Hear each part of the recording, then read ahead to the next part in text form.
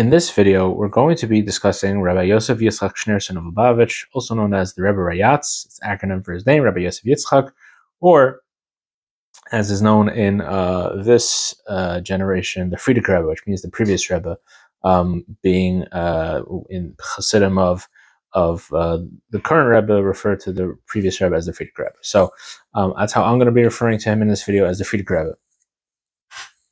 He was born in the year 1880 and he passed away in the year 1950. He was born a few years, just about 2 years before his grandfather, the Rebbe Maharash, passed away. During his bris, the story goes that he started to cry, as is natural for children to do, and his grandfather put his hand on him and he said, "Don't cry. When you grow up, you're going to be a Rebbe and you're going to say Chassidus with a clear mouth, in a clear way." And he stopped crying, and that's of course that prediction came true. We discussed in the previous video when his father was young, after his grandfather passed away, how his father was always traveling, and he was not around so much, and that was kind of his childhood. He was raised by his grandmother, in addition to his parents, obviously, and his some help from around the house. One of the things that his father encouraged him to do was to write, and this ended up being really important in Hasidic history, that the previous Rebbe wrote many journals and stories about the history of Hasidism, the early history of Hasidism. He loved to talk to the characters who would be around in Lubavitch. He loved to talk to the older Hasidim, his teachers, some of the rabbis and the older Hasidim, and they would tell him stories, and he would write them down. And these stories we have for posterity, and the stories that his father told him as well, the traditions that were from passed down from Rebbe to Rebbe. At the age of 15, his father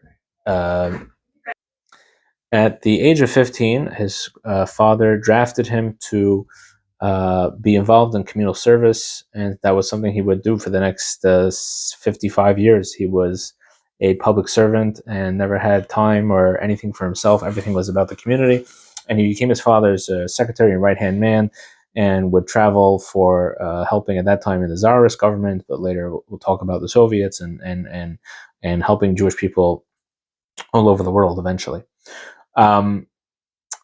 At the age of 17, he got married to his second cousin, Rebbetzin Chamadina. She was the daughter of Rabbi Avram Schneerson. This was who was the Rebbe Rashab's first cousin, and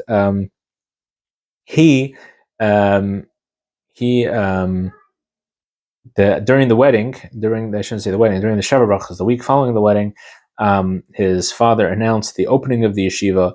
The yeshiva ended up opening, actually studies began a couple days later, but the yeshiva was officially founded as part of the wedding ceremony and wedding celebrations of the previous Rebbe, the Friediker Rebbe. And not only that, he was appointed as the administrator of the yeshiva at the age of 17. So he was in the structure of the yeshiva, he was everybody answered to him in the yeshiva, the rabbis, the administrators, the secretaries, everybody answered to him. And the Rebbe Rashab was like the spiritual leader of the yeshiva. But as far as day-to-day operations, the previous Rebbe was in charge of all that, in addition to all his other responsibilities. We discussed in the previous video about the Rebbe Rashab that he ran away from the advancing German army in World War I, and eventually they went to Rostov. That is where he passed away. The previous Rebbe everybody wanted him to take over. He refused. After a few months, he actually became deathly ill. I believe he had a typhus or one of those diseases. Became deathly ill and somehow miraculously recovered. And he was implored to accept the leadership, and he did. And he eventually, in Rostov, he started off in Rostov, and eventually he moved to Leningrad, which previously had been in St. Petersburg. I think it was St. Petersburg under the Tsars. During World War I, it became Petrograd, and then it became Leningrad. if I understand all the genesis of that. So he moved to Leningrad, and he started to in that time. What was really important was Judaism was falling apart. Rabbis were being persecuted by the Soviets. They would, if you, even if you, not just rabbis, but even if you were Shomer Shabbos, if you kept Shabbos, or if you kept Judaism, they would, or if you had a beard, anything that was obviously Jewish, the Soviets would fire you from your job. They would which was the only way you could survive. There was no welfare for people who didn't have jobs in the Soviet Union. And they would persecute you, and people were running away and leaving. The rabbis were abandoning the pulpit, and not to judge, that was just the reality. And he sent his guys, his boys, to the front line in this case to open mikvahs. And they would open a mikvah, they would get shut down. They would open a cheder, a school, and they would get shut down. And they would open a synagogue, would be shut down. Open a yeshiva, would be shut down. Every day they were running from place to place, and people would sleep, with the as they heard a knock on the door, they would run out the back and run for their lives. It was a terrible, terrible time in those early years in the Soviet Union. And he was being bankrolled by the Joint Committee in America, and he bankrolled this entire operation by himself, meaning there wasn't like a committee of fundraisers. It was all him. He raised all the money mostly through the Joint Committee and others, and he paid teachers, sheikhim, rabbis, anything that was needed, and also just helping people make a living, because again, if you were Shomer Shabbos, if you kept Shabbos, they would take away your ability to make a living. So eventually, and many were killed. Unfortunately, they were either sent to Siberia or they were killed. In 1927, the summer of 1927, he was arrested, and when he was arrested, and they had kind of a mock trial. They threatened him, and they beat him. They beat him mercilessly, and he wrote in his diary. He wrote the description of the entire arrest and ordeal. And they threw him down, not even really stairs. They threw him down this like ladder. And his belt cut into his stomach. And he was also extremely defiant. He wanted to show he wasn't afraid of them. So they would say, "Stand up," and he would say, "No, I'm not standing up." They didn't even want to do anything to him. They just told him to stand up, and he would refuse. They would beat him. And at that time, he was in his 40s. In the 1920s, he was born in 1880. So in the 1920s, he'd be in his early 40s. He was not the middle-aged man, but it had a serious effect that we'll talk about later. He was first sentenced in some sort of mock trial. He was sentenced to death due to public pressure. Somehow the word got out of Russia to America and other places that the Lubavitch Rebbe had been arrested. He was considered the leader of Russian Jewry and really world Jewry at the time in that part of the world. And the Russians realized they couldn't do anything like that, and eventually they commuted a sentence to exile for 3 years, and eventually they commuted that as well. Instead of hard labor, they commuted it to just exile, and then they commuted it totally. And on the 12th day of Tammuz, he was released from Soviet exile, and he returned home. But this time, the Russians, instead of they knew they couldn't go after him, but they made it impossible for him to be effective. And they realized, him and his family and the Hasidic community realized every day that he's sitting in Russia is a danger to his life. And later in the fall of 1928, after the high holidays, he left Russia and never to return. And at this time, really, if you just think about his life trajectory, he had built up an amazing network that he was trying to keep alive in Russia, which was very difficult. He never really could keep it alive without the direct communication of being in Russia with the Iron Curtain at that time. Totally fell apart. So he built up this entire network, besides whatever yeshiva he had before during the Tsarist regime. But during the Soviets, he built this entire network. It's all lost. He moves to Riga, and he lived there for 5 years. In 1930, before we get to that, in 1929, he went on a very long trip to Israel. The reason he went was he was no longer able to go to his father's resting place in Russia, obviously, from being exiled basically from Russia, and he had to therefore find where's he going to go for inspiration? Where's he going to go to connect? So he will go to famous rabbis who were buried in Poland, And eventually, he also went to Israel, and he went to Hebron, where Abraham, Isaac, and Jacob were buried. And he felt, that he could get inspiration there. So he went to 929. He also went to visit America, and he had a lot of very interesting encounters with American Jewry at the time. There was even a thought of him coming to live in America permanently, but that was not what he wanted at the time. He felt that he would be able to kind of recreate something eventually in Poland, as we'll see in a minute. In 1932, around 1933, he was diagnosed with what eventually would become known as multiple sclerosis, MS. It became very difficult for him to speak, and it affected, from then on, he wasn't really able to, for those couple years for sure, he did very little speaking. Eventually, he started speaking more, but much more began to write his own teachings down, and that way, we were able to have them. A lot more was written probably than was actually said because, again, his limited speech. He also eventually developed Parkinson's disease.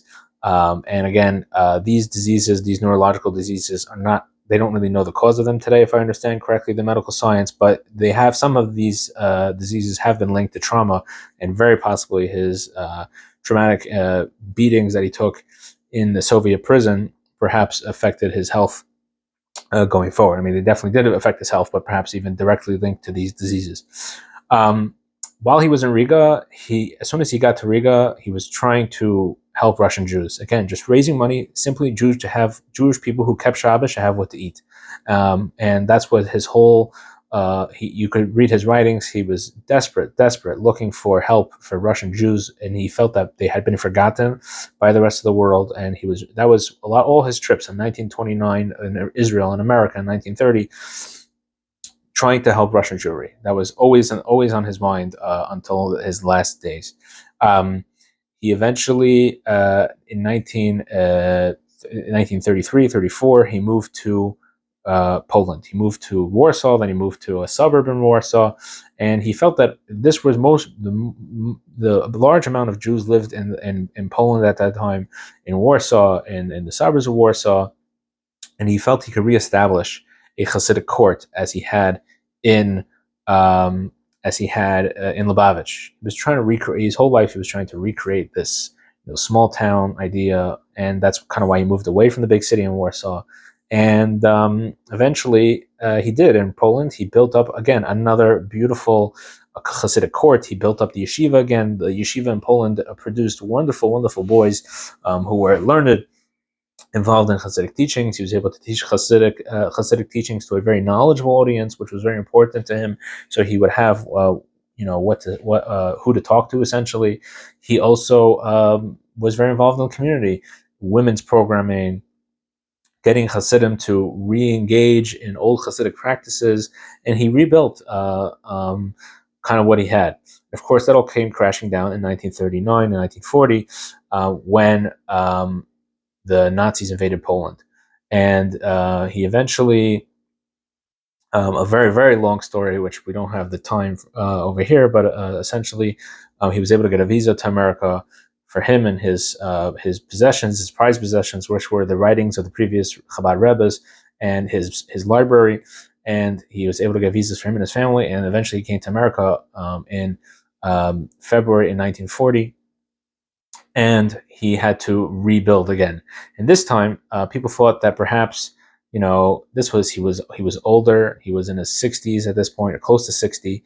When he came to America, he was ill. He suffered, like we said, from Parkinson's and MS. In 1945, while living in America, he ended up having a debilitating stroke, which basically stopped any kind of public speaking more than, a few words here and there. And he came to America, and he came off the ship. He was wearing his shtreimel, his Shabbos clothing, and essentially showing that this was not just a place of refuge. This was a new mission. Therefore, he put on his Shabbos clothing because this was his new mission from God. And he said that he was not going to go to sleep until the yeshiva had been established. And that night, the Hasidim made sure that they had a yeshiva of a couple boys, and the next day the studies started. And Tam Chetun, the yeshiva that he had helped establish with his father in 1897, was reestablished in America in 1940. And he started, building Judaism in America. And all of a sudden, this Hasidic Rebbe, who was supposed to be teaching big ideas, was trying to help Jews who were very assimilated at that time teach Aleph Beis, to get Jews interested in Judaism. And he started a publishing house, and he started sending out, which would be the beginning of the Shlichus movement of sending out emissaries to open yeshivas and day schools. And he built an entire network of day schools in America, and he built an entire network of rabbis in America, and still in touch with the old world, trying to help, trying to get Jewish people, save people, his students, and Jewish people from the Inferno in Europe, trying to help them resettle once they came to America. And he was involved in all these things. Again, probably beyond seemingly beyond his capabilities, but he did he built an amazing network, rebuilt in America in his old age, even while suffering greatly from the different illnesses. Eventually, they purchased in 1941. They purchased 770 Eastern Parkway. I shouldn't say it was 1940. I apologize. 1940. They purchased 770 Eastern Parkway, which till today is the iconic headquarters of the Chabad movement. It was important, that building had an elevator, and because he was wheelchair bound at the time, which was unique in those days, a building with an elevator, and that was where the Chabad headquarters started, in a small little room, which was the base medrash, and eventually, expanded to the large synagogue that there is today. And that was all after his passing. He also rebuilt the library. This small library that he had today was a few hundred volumes of rare books. Today is, or I believe it's over 250,000 volumes. So rebuilt, this important possession for the Jewish people, was also rebuilt in America. We talked about reestablishing yeshiva, and another thing that he was very involved in at that time, at the end of his life, was Kfar Chabad, the Hasidic agricultural settlement in the newly formed state of Israel. Now, while the Chabad Rebbe did not support the establishment of the state of Israel, because they opposed Zionism, I shouldn't say they opposed the establishment of the state of Israel. They opposed the establishment of the state of Israel the way it was conducted, the way it was, and not in the spirit of Judaism, and not in the spirit of traditional Judaism and Torah, and therefore they opposed it. Once it was started, they felt that it was important to spread Judaism there, because there were Jewish people living there, and to support the Yishuv. And he established Kfar Chabad in a very central part of Israel, and as an agricultural settlement. Until today, it's an agricultural settlement and a center of Hasidic teachings in Israel. Again, this is besides all, the being involved in Kol Chabad, the helping the poor in Israel, and involved in the yeshiva in Israel, Teres Emes, that we discussed in the previous video about his father. In 1950, on Shabbos morning, on Yud Shvat, 10th day of Shvat, he passed away, and really devastated an entire generation of young people, old people, and people all over the world, from Australia to Israel and Europe, of people who relied on his guidance. This was a person who took no honor on his own. In fact, in 1930, when he was in America for the first time on his trip, one of the Hasidim noticed that he was losing weight, and they realized that every day that he received an honor, if he was honored to speak somewhere or a visit, he would fast out of humility. So this was a person who did nothing for his own and totally dedicated his life until the last little bit of strength that he had, dedicated to the Jewish people, and started many of the institutions that we have today in America were started by him or with his encouragement. And the doctors said about him that the last 10 years of his life were totally a miracle. The fact that he was able to not just be alive, but he thrived and succeeded as a leader, as an activist in those years, was a total miracle. Really, he dedicated this was really his whole life, was dedicate himself beyond what his what his physical capabilities were, went way, way beyond for the Jewish people. Thank you very much for listening. If there's something you think I could have said, should have said, put in the comments. We love feedback. I could speak for hours about the previous Rebbe, but just a short overview here. Please like and subscribe, and we'll see you in the next video.